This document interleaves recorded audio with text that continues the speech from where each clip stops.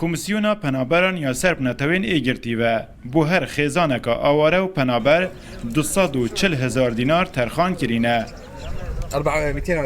240 لروجا 20 مها نیسانه دست بلاف کرنه کریه.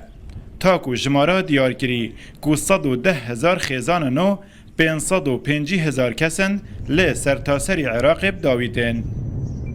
لی هرما کردستان و عراق نزیکی میلیونک و 400,000 آواره و پنابر هنه. 247,400 کس پنابرن روجاوای کردستان و سوریه نه. بشک جوان دی بی بهربن جوان هاریکاریان. جبر بتنی آواره و پنابرن ناف کمپان دگل هندکن دی کجلای لیجنکی و هاتین دست نشان کرن دی هاریکاری ورگرن. افکسین اکنجویت ناف کمپا دا اش آواره و پنابرا همی شوان عائلات ده مشمول بون ورگرتنا و هاریکاری.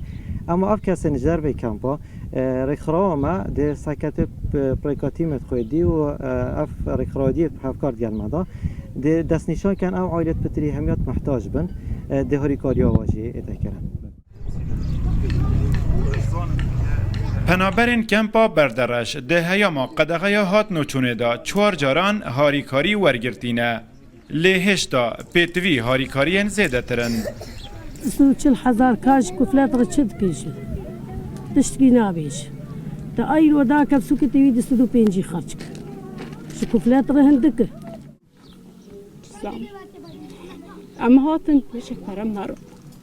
یعنی هر تیشتی بر بهای. یعنی نه 240 دانه نه 400 دانه بس یعنی نظام گلک ترزور. بلافبونا ویروس کرونا و ریکارن هاتی نکرن بو ریگیری کرنیل ویروسی. هندک آستانگی لهمبری کارگیریا کمپا بردرش درست کرینه بو خدمت کرنا پنابران لیکار نهاتیه راوستاندن. کرونا ویروس کارگری سر همه مروفاتی کریه. طبعی کمپا بردرشش کارگری هبیه چونکه قدغه هات نوچونه هاتی را گهاندن هات نوچونه پنابرا راسی زحمت کفتی همشن بجین قدغه در کفتن اوه همی آستانگن پزگری کن هاتی نت ریکا پنابرا دا بس ما کو کارگری کمپ همی حول داینا کو بشین زیادتر خدمت های خلقی بکن. کمپا بردرش لهی و 10 یا سالا بوری هاتیه درست کرن بو پنابرن روجاوای کردستانی 1700 مالبات کدبن 6823 کس تعداد آکنجینه. ایوب نصری روداو کمپا بردرش.